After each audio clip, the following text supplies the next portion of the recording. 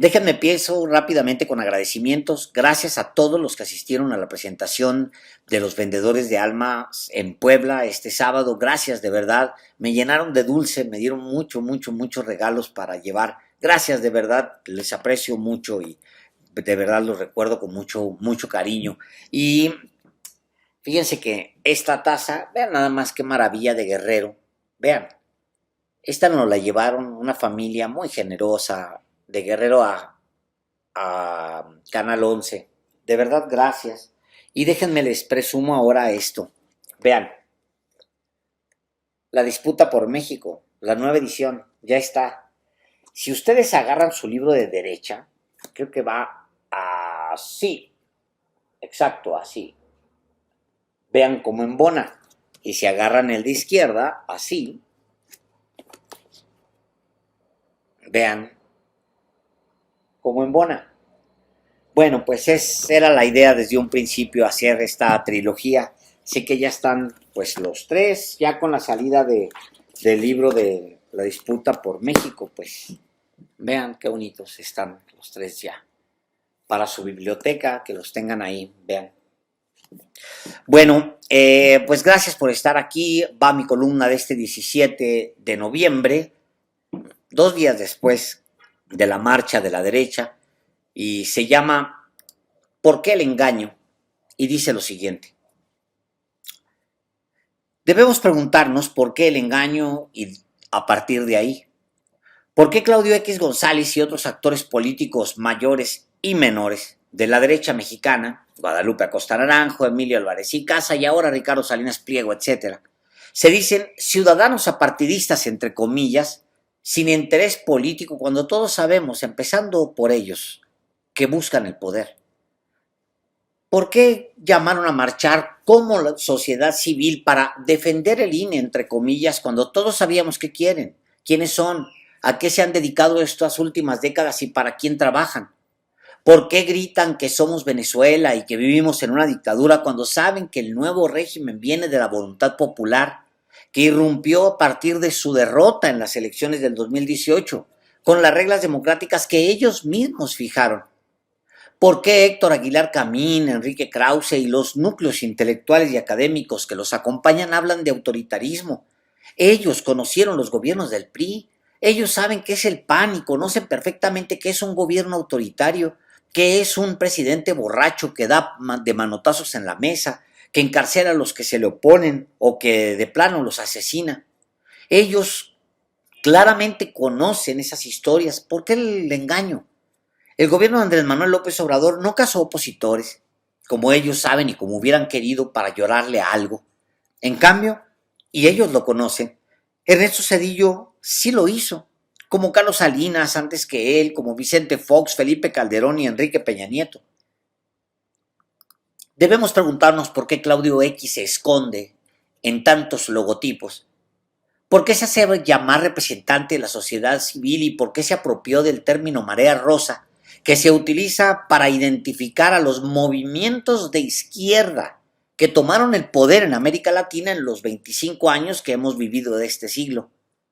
¿Por qué ahora utiliza falsamente las movilizaciones de la generación X en otras partes del mundo para supuestamente esconderse en ellas y para tratar de esconder las intenciones de otros impresentables como Javier Lozano, Humberto Moreira, Alejandro Moreno y el río de derechistas disfrazados de progres? Es un engaño que no engaña a nadie y que es en realidad autoengaño. Pero es interesante preguntarse por qué y a partir de ahí encontrar respuestas.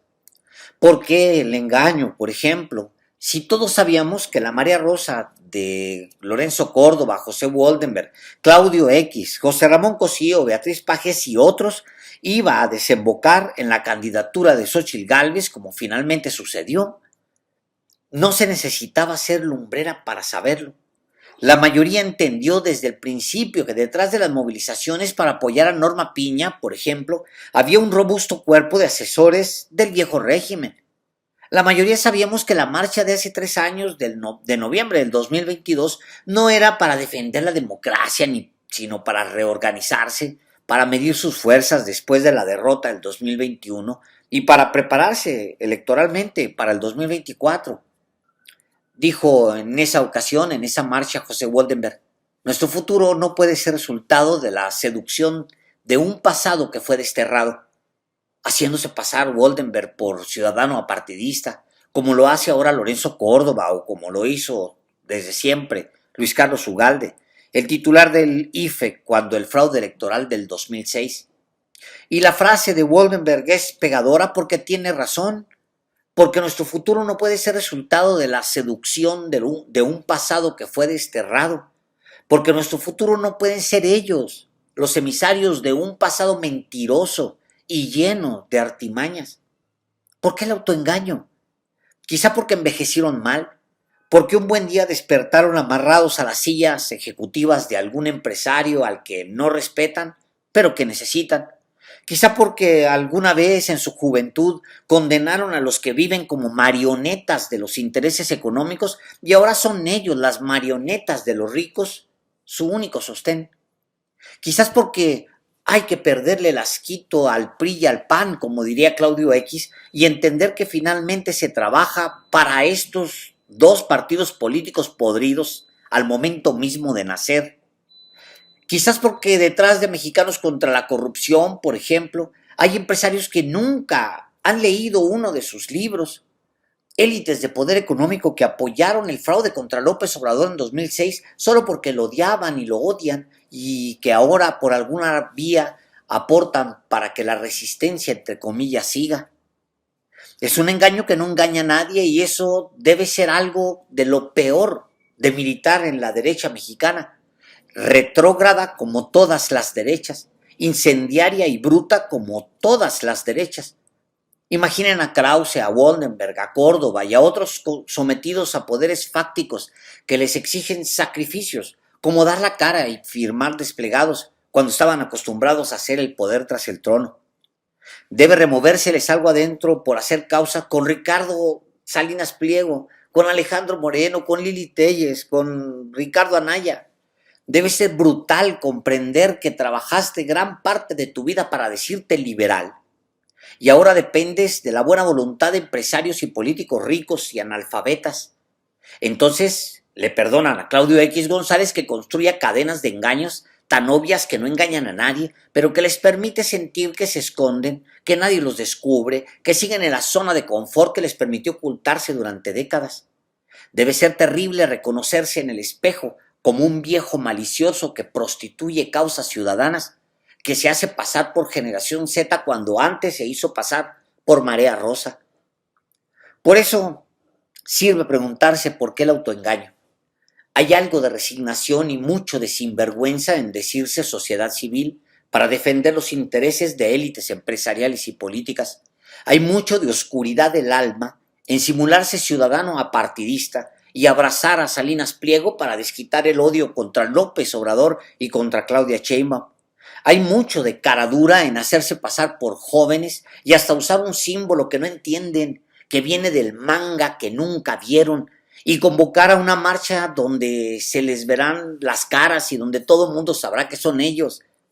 Debemos preguntarnos por qué el autoengaño y a partir de ahí entender por qué, si ya apoyaron a Xóchitl Gálvez, si ya marcharon con ella y por ella, si ya se tomaron la foto junto a ella y llamaron a votar por PRI, PAN y PRD, ahora se disfrazan de otras cosas. ¿No les resulta más cómodo asumirse como lo que son? ¿No es incluso más cómodo dejar de ser sinvergüenza? Han lanzado tantos logotipos que ya nadie recuerda el anterior, sobre todo a la gente con cierta edad que nunca antes había marchado y ahora va de blanco al Zócalo con sombreros caros como si fueran a un safari. No deberían decirle a esa gente que ahora enarbole un logotipo de manga, no sean ridículos. Les emocionan las cosas simples, cosas que emocionan a cualquiera de derechas. Molotov, Ana Gabriel, Corina Machado, Arjona y todo Cayetana Álvarez de Toledo y Peralta y Ramos. Tan blanca ella y tan güera ella, tan hipócrita y de derechas como para que los aspiracionistas mexicanos se emocionen, con apellidos pegados con guiones, como los de los ministros de la vieja corte, o como los reyes Heroles González Garza y otros que se sienten de sangre azul por haber hecho fortuna con el PRI? ¿Por qué creen que engañan al Departamento de Estado de Estados Unidos, que ha puesto los recursos para movilizarlos? ¿Creen que engañan a la izquierda, que tiene toda la vida entendiéndolos, analizando sus fisuras para drenarlos? ¿A quién van dirigidos sus engaños? ¿O se disfrazan para que no los vean junto a Chumel Torres y Pati Chapoy? ¿Se guardan detrás de máscaras bobas para no sentirse lo que realmente son? El viejo PRI se apropiaba de los colores de la bandera para lucrar. Para apropiarse de causas explotó durante un siglo a Emiliano Zapata, a Francisco Villa, a Venustiano Carranza, a Francisco I. Madero e incluso a Lázaro Cárdenas, a quien odian. Ahora el PRI no puede ni con eso. Tiene que recurrir a un símbolo de manga que no entiende para encontrarle algo de sentido. Durante el neoliberalismo escupió tantas veces los estandartes de nuestra nación que ahora debe usar una figura fea, distante, ajena. ¿Qué crisis de identidad? Yo creo que es parte de la crisis de edad madura de Claudio X González, aunque no lo puedo probar. Quiso ser el junior rebelde, el disruptivo, el activista, el de izquierdas. Quiso ser manzana siendo una piedra. Y otra cosa, no deberían perderle asquito al PRIAN. ¿Que no entienden que son el PRIAN? ¿Qué les hace sentirse otra cosa? ¿Por qué se llaman generación Z si saben? Sobre todo ustedes mismos lo saben, que no son jóvenes, ni son alternativos, ni entienden el manga en lo absoluto. Son PRIAN, carajo.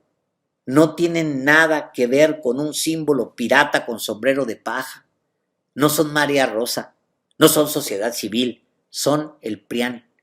Asúmanse o no les quedará ni siquiera eso. Gracias.